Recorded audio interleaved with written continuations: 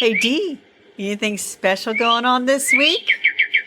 No, uh-oh. Do I have to say? Really? Well, when this episode drops on September the 7th, it's your birthday. Yeah, it's my 60th birthday. That's a big one.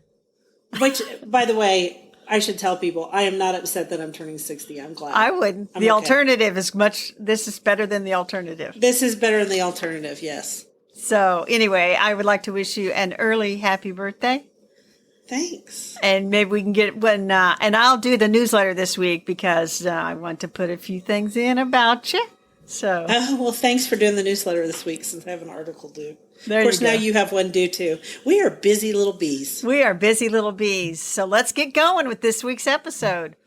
Welcome to the Gardenangelist, where we talk about flowers, veggies, and all the best dirt. I'm Carol Michael from Indianapolis, Indiana, where I have a suburban garden measured in square feet. It's about a third of an acre. And I'm Dee Nash from Guthrie, Oklahoma, where I garden on several acres out in the country. We call ourselves Gardenangelists because we are evangelists for gardening. We love gardening and we want others to love it too. Yes, we do, and we aren't afraid to spill the beans and tell all of our gardening secrets, the good, the bad, and even the ugly, which right now, there's a lot of ugly.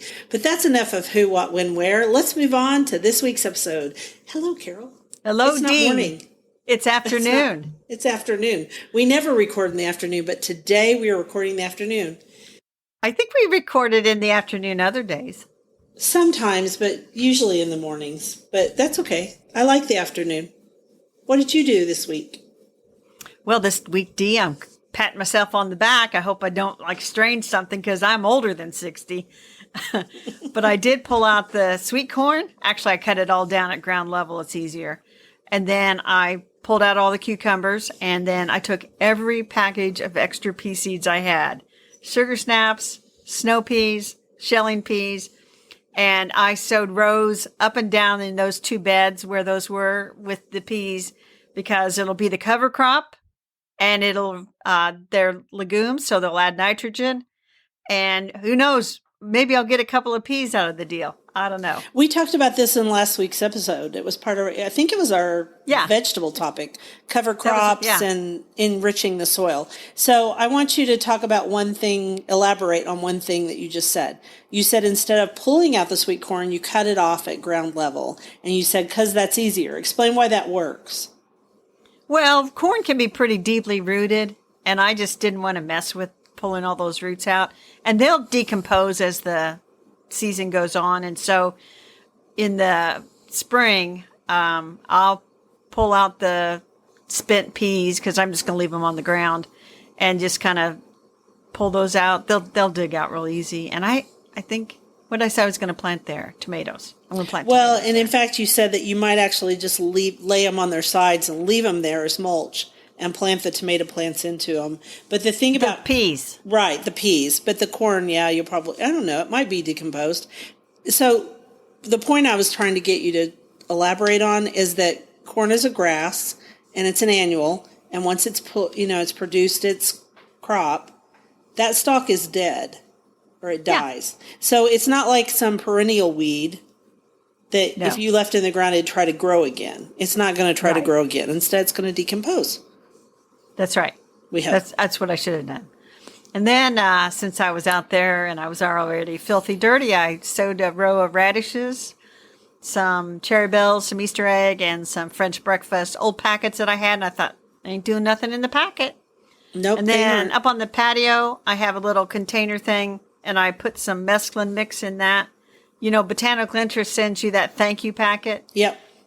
And I have 3 or 4 or 10. I don't know. I had a 3. lot of those. I had 3. I sowed mine too. I did. I sowed one, and then I thought, well, I'll see how that goes, and maybe I'll get another sowing out of that. Sowed some grass seed in the bare spots in the lawn, and now I'm waiting for it to rain. Please rain. Yeah. Didn't you get some rain this week though? We did. We got 2.5 inches the other night. And then yesterday morning, we got 1/3 of an inch. Oklahoma City got a bunch of rain. I got, almost nothing out of that last rain. And then it actually rained overnight. And I haven't checked my rain gauge, but if I got anything, it's a tiny amount. So I've been sowing seeds too. Yay. I pulled a ton of weeds out of my garden. I have a cart full, but that doesn't mean anything in this giant garden. I mean, I could have 7, 8 garden carts full of weeds on any given time. But That's more than me. But I've done about 3. I did about 3, and then I stopped because I'm cleaning out the garage. I spread crimson clover down by the beehives, and then I spread the Okies for Monarchs Central Oklahoma wildflower seed mix from Johnson Seed Company, which is what I used last year too in the upper pasture. And I also bought some Texas bluebonnet seed, which has very specific stuff. Anyway, I bought it from another company. The point is, we're going to link to the one because people ask me about this every time I talk about it, the Okies for Monarchs. And then I did a couple of videos last night because Claire was over for dinner. And we did some videos very quickly where I didn't look at my hair and should have. It looks really bad. I saw some of the videos. They look great. It was bad. But that's okay. Who cares? I was talking about zinnias. And those are actually helpful. So which zinnias you should grow here because they aren't mildewy. So I did some of that, and now I'm cleaning up. But wait a minute, Dee. As far as your hair and stuff, yeah. If you're going to be out there on Instagram and be an influencer, which I think you are in your own little way, you want to be the authentic. You want to be the authentic Dee. You don't want to be that one that's got to put on her lipstick, fix her hair just so, make sure she's got on cute gardening boots, special gardening gloves that have never touched the soil. I don't know who you would be talking about. We're going to I don't either. Move on. It's just like a compilation of the people. It's like, no, that's not the way it is. No, that's not how I am at all. I had on a T-shirt, and we just walked out there. We were losing the daylight, and I did about 5 videos. So we'll have some videos this week. Very good. Did we do anything else? I think that's all we did in our gardens this week. We were very busy, Carol. I did also pull weeds through the week, and I got 2 big trash bags full. So it's not like I will talk a little bit about that in the garden commissions. Cool. So I'm going to hit us off with our first quote. So take some time off, paddle your feet in a brook, read a pile of books, and eat apples all day. Remind yourself that there's joy in the world as well as sadness. Then go back to work and remind the kids. That's by Nancy Atherton, Aunt Dimity's Death, Book 1. You sent me that quote. I did. It's a good one. I loved that quote, and I'm almost finished with that book. I don't know how you read these books in 2 hours, but okay. I must just read them at night right before I go to bed. Yes, if you do that, and then you read them one after the other, you figure out the pace of them, and then you're like, okay, I skipped the part about explaining about Aunt Dimity again. You know, and so it just kind of goes faster. Well, I'm still in book 1 still, but I'm also reading 3 other books, so it's hard to get them all read. All right, so this week's wonderful flower topic is a favorite of ours. I'm very excited about it, and it's called the self-sowers we love. And so we listed some that we really love that self-sow, and the funniest one is the first one for me. Celosia. Remember celosia last year, and I seeded it out, and I couldn't grow it to save my life. Well, I do recall this. And I said, please don't let me buy celosia because it's just not worth trying, blah, blah, blah, blah, blah. I'll be dipped. Those honeybees managed to cross-pollinate all that celosia, and I've had a bumper crop of the stuff this year. It is everywhere in the cut flower beds, and it is so pretty. It is pretty. And I have heard, even in my climate, that celosia, certain celosias, if you don't deadhead them, they will self-sow everywhere. So this is the flame type. This is not the one that looks like a coxcomb or, a brain or anything like that. This is the flame type. And I bought some seed from Floret last year, and it was in a variety of kind of autumnal colors. Well, it came back in those same colors, only it reseeded itself, and then I just pulled out anything I didn't want, and it's fabulous. Right. It's been fabulous this year. And that, by the way, is one of the things about a good self-sower, in my opinion, must be easy to pull out where you don't want it. Exactly. You don't want something that's got roots to China like garlic chives. Garlic chives is a prolific self-sower, but it's part of my bad I'd call them dirty dozen that are in my garden. All right. And then the next one you listed is columbine, which does not self-sow here for me. So the columbine that I'm talking about is Aquilegia vulgaris, which is from Europe. And these are the ones I call granny's bonnets, and they're double flowers, and they come in pink and blue and a real dark, almost black. And I did have somebody, I think she found it through my blog. She emailed me and asked for seeds for the blue ones. So I ended up, and we talked about this, I ended up collecting a bunch of seeds, and I sent them out to a few people. But those things will self-sow, and they just kind of come up in little spots. And, if you don't want it, just like swoosh, it's out. But they Not here. are so nice in the spring. You just look out and you see them all blooming everywhere. And I'm like, that's pretty. Yeah, they are pretty. That's why they're a wildflower. They're very Well, pretty. the Aquilegia canadensis is It's the wildflower. You're right. That also self-sows Yes, in my it garden. does. It will grow everywhere. And I think it's the state flower of Colorado. I think you're right. So the next one is zinnias. And in my garden, zinnias self-sow abundantly if I don't gather the seed. And that's okay. And in my garden, it is kind of catch as can. You will get a few seedlings, but I would like to say it is because I am so neat and tidy as a gardener that I never let my zinnia seeds fall to the ground, which is why they don't self-sow. But that, by the tone of my voice, as you can hear, is a big fat lie. So if they do, I don't. if they do self-sow, they don't come back exactly like what you had before. In fact, they tend to Right. come back with that simpler shape instead Yes. of the original thing. So if you sowed one that was a cactus type, maybe not. If you sowed Oklahoma salmon, you might get Oklahoma salmon again, but it's going to be that simple shape. And someone asked Right. me, do you buy new zinnia seeds every year? And I said, yes, I do. And they said, why? And I said, that's why, because I want a certain look. And so I buy them every year. Now, zinnia seeds are very easy to save, and my brother-in-law They has saved them for a long time and would just cast them out there, and they would just get a riot of color, and they tended to sort of end up with just the primary colors. And I told him after a while, I said, get yourself a couple of new packets of seed just to kind of replenish things a little bit. But I think this year I'm going to save some of my zinnia seeds just because I'm not looking for the look other than I like zinnias along that back fence, and I like to see the butterflies on them. So we'll see. Yeah, I think it's just up to the individual. It's just whatever you want. I will say that the Will Rogers one, which is this scarlet red, it came back true, and it self-sowed itself in the back of the garden. Another thing, we didn't list it, but sunflowers are another one. They'll self-sow. But Yes. you'll get weirdness sometimes. But if you don't care. I got 2 giant sunflowers that self-sowed, and I let them grow. The funny thing about them is the way the garden was situated, I never saw the flowers always faced, they were right by the fence. They faced out towards the neighbors. And I saw my neighbor walking around the block the other day, and I said, did you enjoy the sunflowers I planted for you? She just laughed because I only saw the back of the dumb things. Well, that's no good. That's not the point, is good. it? No, it is not, but they Another will one self-sow. that comes back true every year and has come back in my garden ever since the year I planted it is borage. Yep.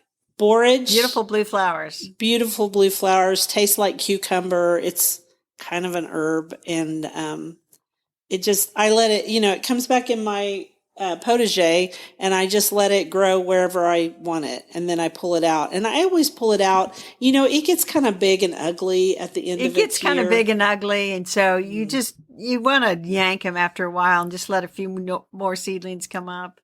And you also want to wear Related to that. gloves when you yank them because they have those little stickery deals on the bottom of the They do. stems. And boy, they do. will get you. Yeah. And then also in my vegetable garden, not other than it's a herb, is dill. Dill comes up everywhere. And I pulled out a bunch of dill today that the seed had all dried. And I thought I should save some of this seed. And I'm like, no need. these babies are going to come up and I can just transplant them wherever. Yeah. But the one path, it's got fabric on the paths. It's just, you could almost, it's just thick with those seeds. And I thought I should just get a broom and sweep those up. I'm just asking for trouble. Nah. Are you really going to do that though? No. Another one that comes back and will come back for the rest of your life is fennel, especially bronze fennel. Once you I haven't planted that before, so maybe I should do that. Well, I like bronze fennel, but I like it in the flower garden. Like, do you still have Plopper's Field, or did you get rid of it? I saw Plopper's Field. Okay, Yeah. so it would be a great place for it, and you know what? Swallowtails like it, so that's why I grew it, and it's real pretty. So I'm going to put fennel in Plopper's Field, and if it takes over, you are responsible. No, not regular fennel, bronze fennel. Don't do the bronze fennel. Yeah, and bronze fennel. Well, I don't know if it'll take over or not. You need to check before, because I've only got it in 2 spots, but it could be really aggressive. I'm not taking that one on. And then what started this whole topic was Nicotiana. Yes. Which I love and have had for, it's everywhere. But you know what? That's okay because the one that especially self-sows is the big one that's white, that has the white flowers on it. That's what it's even self-sown in my patio, and I let it go and flower. Well, it smells so darn good at night, Yeah. It smells good. And it's all through the vegetable garden, and it is easy to, you don't want it, it's easy to pull out like a weed. Yeah, it's very easy to pull out. And also, I wanted to give it a shout out because, the watering system in the cut flower gardens has been messed up all summer long. It kept, the timers kept turning themselves off, and it's just been a nightmare. Well, Nicotiana, when I came back from England, the big white ones, they were all kind of dried up and looked terrible, and I thought, I should probably pull those. Instead, I just cut them back, and they came out of it, and they're blooming again. That's good. Yeah, that's nice. That's a good plant. So hollyhocks, once you got hollyhocks will self-sow, and you want that. They're biennial, so first year's that rosette of leaves, and then the second year the flower stalk forms. So you want them to self-sow and sort of get a cycle going. Right, and you want them in the back. You want them in the back of your flower border because by the outhouse. Or by the outhouse if you still have an outhouse. I do not have one. That made me laugh. I don't have one either. So hollyhocks, it's time to pull the seed. I can tell here it's already starting to shatter.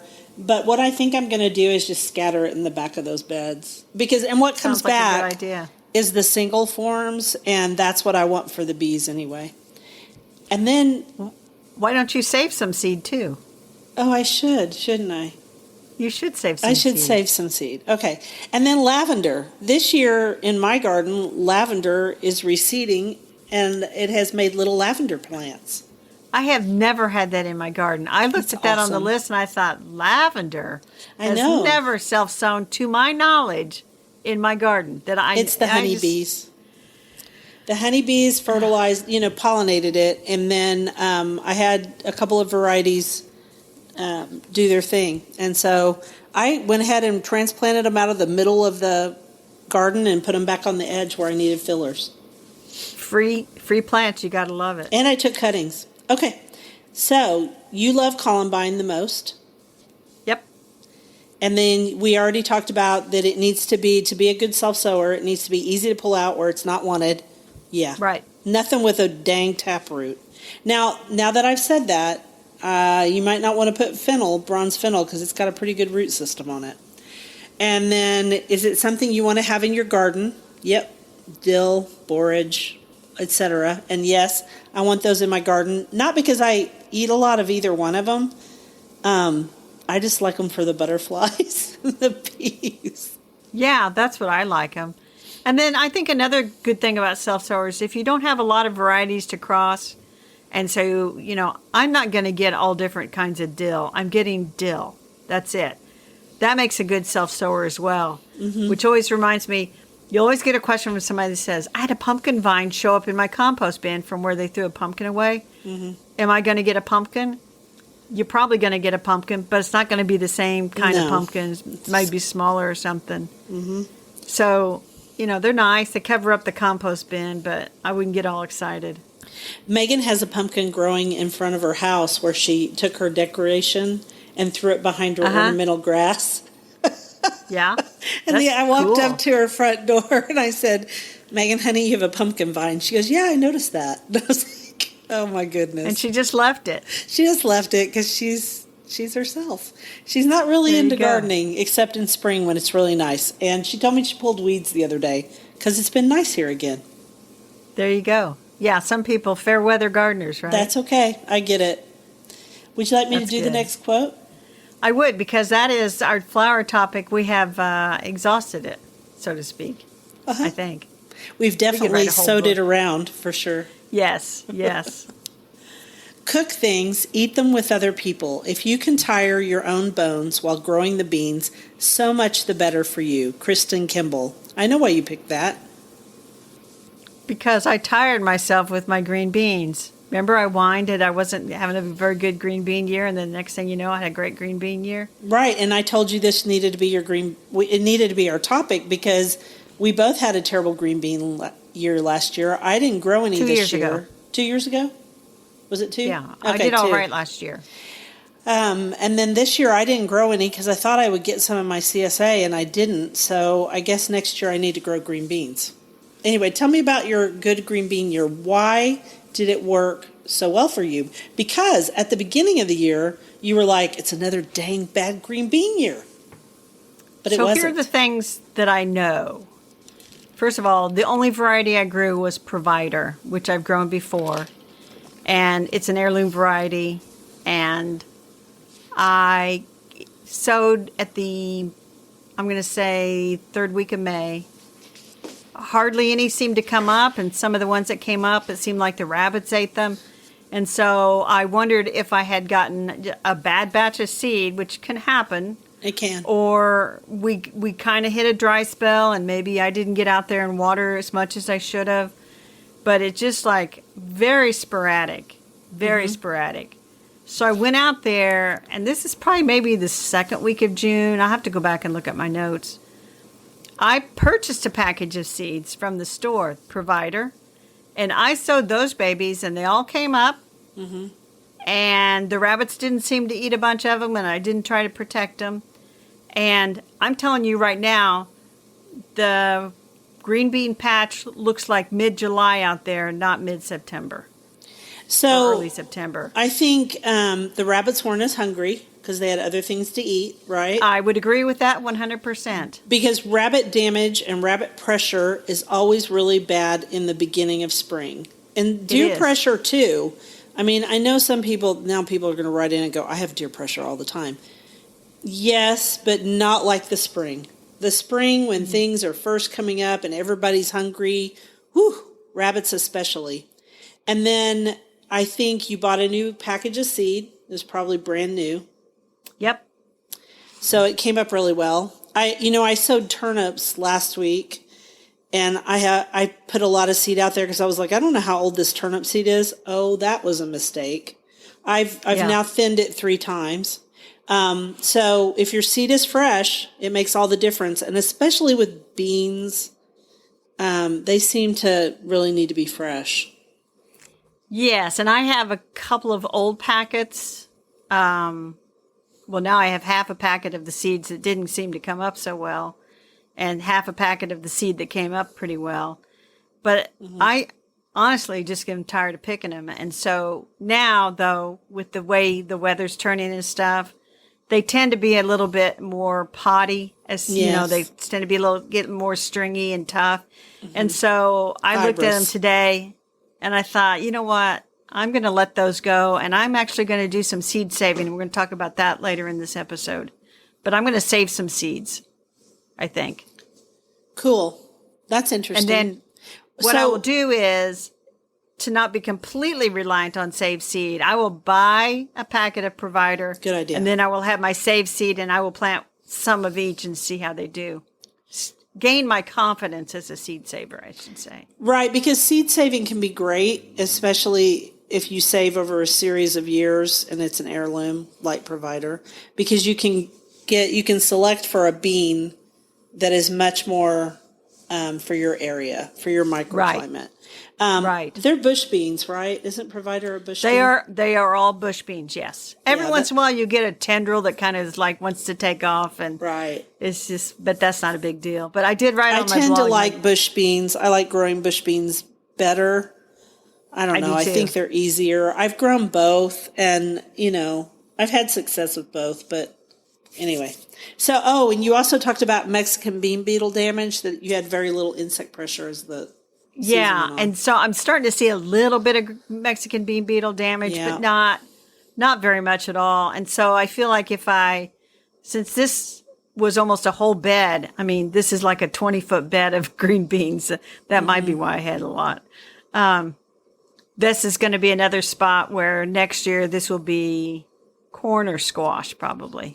Right, because now you've put in a legume which fed the soil, and so you're going Right. to rotate it out, and that'll also stop the Mexican bean beetles a little Right. bit. It'll set them back a little bit. And then I did write on my blog my green bean story to further explain my green bean situation. And it was funny, so good on you.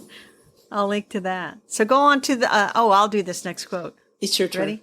Mm-hmm. Books are the quietest and most constant of friends. They are the most accessible and wisest of counselors and the most patient of teachers. Charles W. Eliot. On the bookshelf is The First Time Homesteader, a complete beginner's guide to starting and loving your new homestead by Jessica Soward. All right, so I want to know what you thought about it, because I read it. I did not have a chance to read it completely, but I thought to myself, it's a very ambitious book because she touches on everything. And I bring my notes up here. From raising chickens to dairy, hogs, the vegetable garden, bees, medicine cabinet, reusing, repurposing, and stocking the kitchen with the tools for success. That is ambitious. And so I read little snippets of it. Mm-hmm. And I feel like this is a good, all-encompassing book. And, if you need more information than she provides, I mean, if you really get into, say, chickens, ducks, and turkeys for meat and eggs, you could always go get another resource if you got further into it. But she'll definitely get you started on all this stuff. And sometimes I think it's good I live in the suburbs where we're not allowed to have stuff like that. Yeah, yeah. Otherwise, I might end up with, like, what would be the harm of a couple of chickens? Or maybe a little, I don't know. Well, a couple of chickens isn't hard, but having cattle is. She talks about cattle and bunnies. She raises rabbits too. Yeah, she's a homesteader for real. So when I first picked it up, we actually talked about her other book last year, which I don't have the thing in front of me, but it was like The First Time Vegetable Gardener, maybe. Yeah, First Time Vegetable Is that Gardener. it? Okay. And I'll put a link. Okay, and we'll get the link for people. I felt about this book the same way I felt about that one. When I first looked at it, I thought, oh, well, this is really simply written. And then I started to actually read it. Same thing with the first book. And there's a lot of stuff in here. And so it actually deals with very complicated concepts of permaculture, diversity, annual flowers, the ethical treatment of animals, etc. It's just written in a very easy and engaging manner, which is her gift. Yes. And by the way, here's her other book, The First Time Gardener Growing Vegetables, which came out in March 2021. And to have this book come out like September 20th, 2022, because this isn't out till September, that girl is writing. She is writing. Yes. I don't know how I suspect she had written a bunch of this stuff down for herself and also when she was working on the vegetable gardening book. So yes. Very impressed with. Well, I wish I'd had this book back when I wanted to be a homesteader, 33 years ago. I never got to I never was a homesteader in that I wanted a cow or anything, although I had a moment where I wanted a cow just for dairy. I wanted a Jersey cow because you couldn't buy good Jersey milk at the time, but now you can. So I have a cousin who has miniature cows. I can't imagine what those are good for except for to look at and play with. Well, what she said was, she's got a lot of grandkids, and they all come visit grandma. on her Right. little farm, her and her husband. And she helps him with 4-H projects. Oh, And well, that so makes sense. they raise his cattle. I think they have goats. And, but she said that she had regular sized cows. She grew them for beef. Right. And she said there was a time that a bull kind of went wild or something. And she says, she's got her 2 young grandsons at the time and trying It to can be keep the bull dangerous. from charging them. And she thought, you know what? I don't have any business with this size of animal. So she sold those off, and she and her husband got into these miniatures. And That's fun. she's got a Facebook page. She posts sometimes, and I should link to it. You should. I only had chickens. I had 45 at one time. That was my biggest That's number. a lot of chickens. It's a lot of chickens. I sold eggs for a while. And I wanted Aracanas. Of course I did, because Martha Stewart had blue and green eggs, so I wanted them too. So I had chickens, and I did chickens for years. But then when we started to travel, I gave my chickens away to a friend. And then I had, and we had 2 horses. And that's that, other than, like the regular animals, cats and dogs. That's all we've had. And that was all I could handle. Well, I have bees. So there you go. I've done a little homesteading. So this is a good book, like you said, a lot of information. And, you would very much get a very good start with the first time homesteader. And my younger sister, I say younger, she's already 60.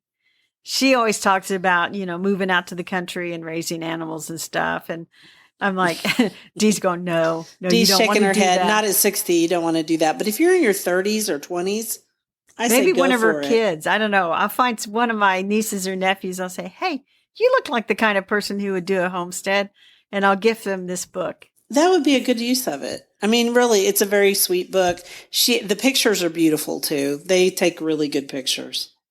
That's good. Very nice. You ready for the All next right, quote? then. You do it. Silently the sweet September counts her heartbeats as they go, and the afternoon shades linger, blushing to the sunset lie. That's by Sarah L. Bickers Oberholzer, and it's the Brooks reception poem from 1891.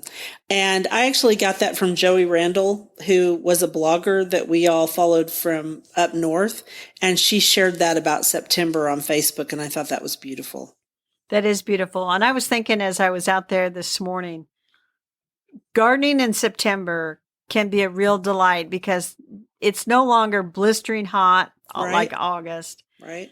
And I just feel like, you're just taking care of business out there, and there's not, the season's past. There's not any expectations. It's a great time for planting stuff. And, a time for like a critical look and say what worked, what didn't work, which takes us into our dirt, which is winnowing and seed saving. Mm-hmm. And this is the time for seed saving. But we watched episode 23, which was last week, of The Gardener's World.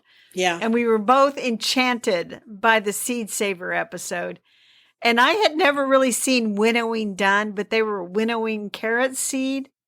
But and that looked like that was great fun. Even though you had never seen it done, didn't you just know exactly what it was the minute they started doing it?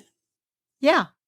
Part of it's because, well, honestly, from the Bible, because all those stories in the Bible about separating the chaff from the seed and all that chaff from the wheat in that case. But in this case, it was carrot seed. And that place, I don't know. I just thought they were the coolest couple. And it made me want to go out and do more seed saving. So like I said, I was going to save zinnia seeds.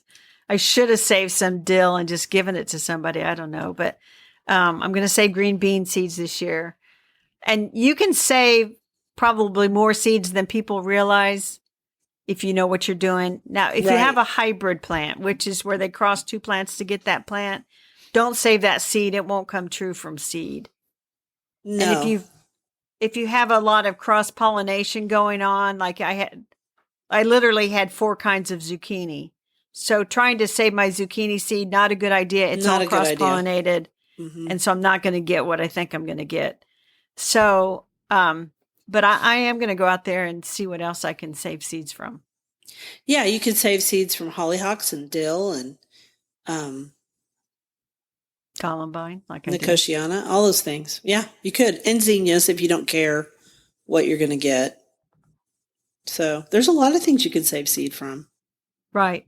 And so maybe, and I have a couple of books in my library about seed saving. I should pull those down and give myself a little look-see and You get should. going on it.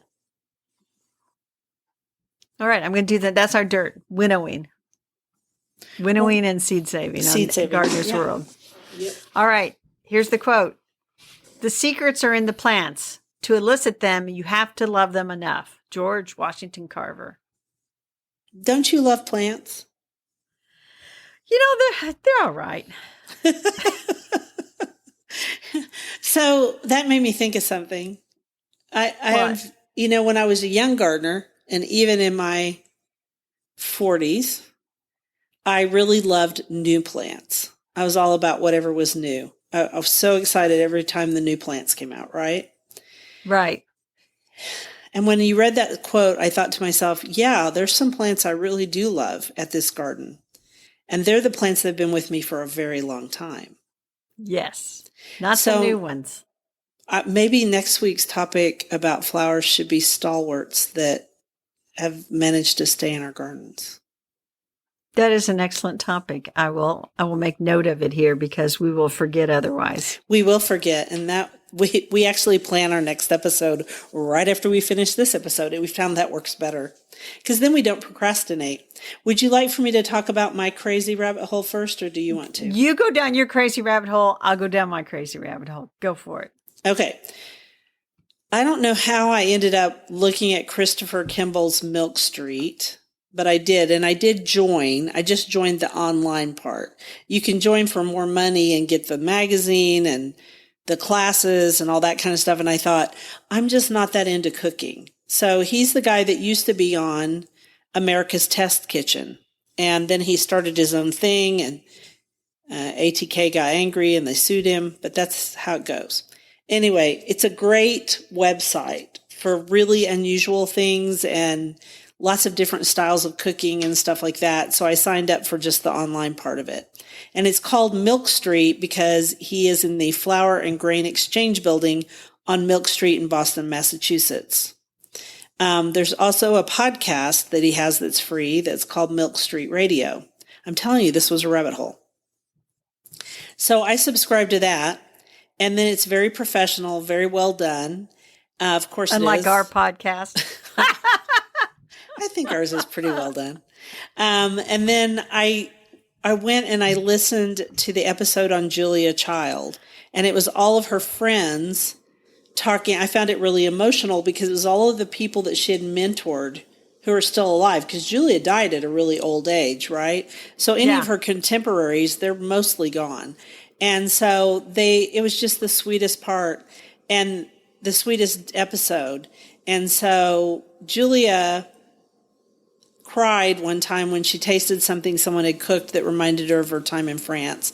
And apparently she was the real deal, and she was authentically the same on camera and in real life. So I'm not going to feel bad about my videos where I'm chubby in my t-shirt and I'm telling you what to grow, because that's who I am authentically in real life. You know what? And, it's like Mark Twain once said, if you tell the truth, you never have to remember. Right? And they say that she was just the most genuine person and funny, wickedly funny. So you guys, go listen to the podcast if you like food at all, or listen to that episode. Who doesn't like food, Dee? Everybody likes food. Well, cooking food, I would say. Cooking food. So what was your rabbit hole? So, Dee, so I read this book called The Mayfair Bookshop, a novel of Nancy Mitford and the Pursuit of Love by Eliza Knight, and actually listened to the audiobook. Okay. And it's about this woman who's a book curator, and she and her mom got a first edition Nancy Mitford, The Pursuit of Love, and it had an inscription on it to someone named Iris.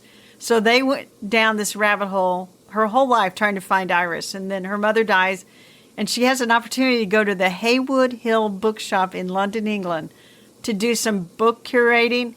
So she jumps at the chance because that is a real-life place, and Nancy Mitford in real life actually worked there during World War II. So anyway, in the story, Lucy, the book curator, goes to London and goes down all these rabbit holes to figure out who Iris was. Which reminds me of something like we would do. We would read something in a book and then go straight down the rabbit hole. So anyway, then I found out that, the Haywood Hill Bookshop is for real.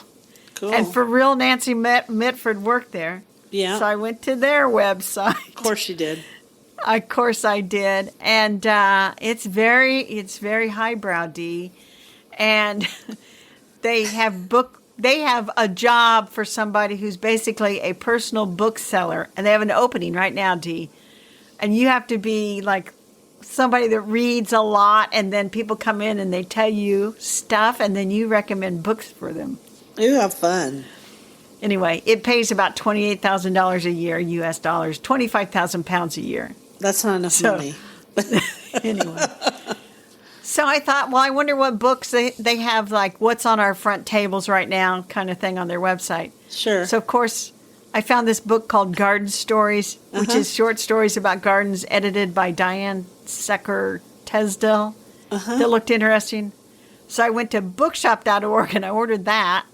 And then I realized there was another book in the series called Stories of Trees, Woods, and the Forest, edited by Fiona Stafford. So I bought that. Explain why you bought it from bookshop.org. So bookshop.org in the United States is an alternative to Amazon, and it supports independent bookstores. So a percentage of their sales gets divided up amongst all the independent bookstores that are members. And then if you have a bookshop like Wild Geese Bookshop in Franklin, Indiana, like I have, you can specify them as your bookseller, and then they get the profit from the book. Well, and also the UK, just the shipping from the UK would have been too much. Oh, shipping from the UK would have been horrible. Gosh, I could have popped in there for you when I was in the UK if only I'd known. You could have, but I thought, well, you only had a few hours in London, and for me to say, hey, would you go to the Haywood Hill Bookshop? And pick up these two books for me. Yeah, it's amazing that it survived, and they pride themselves on curating libraries for people. So, like these books behind me, instead of like me Jumbled, buying all these, like mine, they would say, we will curate a lovely library for you. What are your topics? Or, if there's an office or hotels or whatever, they'll do a curation. Well, how nice of them. They do antique book sales. I mean, they're the real deal, and they have lasted and lasted. That's really cool. So anyway, and then the books are part of this series called Every Man's Library Pocket Classics series, and I ended up buying a book of Christmas poems too. So that's the rabbit hole. Oh my gosh, my rabbit hole was mostly free. Yours was... No, mine ended up costing me 3 books on their way from bookshop. I know, yours was expensive. And I swore I wasn't going to buy a bunch of more books, but these look so fun. But you did. Yeah. I don't know what happened. I need to get 3 books out of here because 3 books are coming in. There you go. You could be like flylady.net. Okay, so garden commissions. I didn't write one down, but what I'm going to do is continue to weed my back garden, and I'm going to dig some daylilies for the daylily sale, which is this Saturday. So people who want to buy daylilies, people who want daylilies out of Dee Nash's garden, this will be the day because I'm digging up several because I bought all those ones at the National. So Please come. I think it opens at 8 a.m. and goes on until everything's sold out. And it doesn't take very long for things to be sold out. And I'm actually going to go help tag on Friday night, which means my little granddaughter and I won't get to have dinner. But that's okay. That's what I'm going to do. Pull weeds, dig out daylilies. What are you going to do? Well, hopefully I'm going to watch it rain some. But if it doesn't, I'm still picking peppers, still harvesting tomatoes. I got a lot more weeding to do. I'm also on pawpaw watch because the pawpaw fruit should be ripe in another couple of weeks, and I'm watching it closely. I was weeding under there the other day, and I touched something gross, and it was like a half-rotted pawpaw. Ugh. I'm like, yeah, that's disgusting.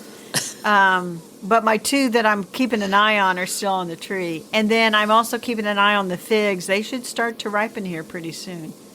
So my Meyer lemon tree finally produced one very small Meyer lemon. And Maddie found it. Maddie found it when she was outside, and Megan goes, "Do you want this?" I said, "Sure, it's probably good inside, even though it's tiny." I opened it today, and I squirted it on my kale, and it was delicious. Oh, I thought you were going to say it tasted horrible. No, it was wonderful. Oh, okay. There you go. Well, that's it. We want to thank you for listening to The Garden Angelist. I hope you've hit the subscribe button so you don't miss a single episode. We publish every week on Wednesdays at 12 a.m. Eastern Time. And this Wednesday when we publish, it will be Dee Nash's birthday. Gosh. If you listen to Apple Podcasts, we love a 5-star review that helps us get noticed by others. Could you also share our podcast with your gardening friends? Word of mouth is still the best way to get the word out there. And be sure and check out our show notes for links for more information about today's topics, plus link to our own websites. And subscribe to our new Substack newsletter, which Carol writes more than Dee does. And it's funny. It's the Garden Angelist at substack.com. It's also linked to in our show notes. And this week especially, there might just be a few extra tidbits because did I mention Dee Nash's 60th birthday on Wednesday? If you want to help support us, use those affiliate links. If you buy something after clicking through on them, we earn a small commission and it costs you nothing. It was lovely to chat with all of you over the garden gate today. Bye until next week. Bye, everybody, and happy birthday, Dee! Thanks.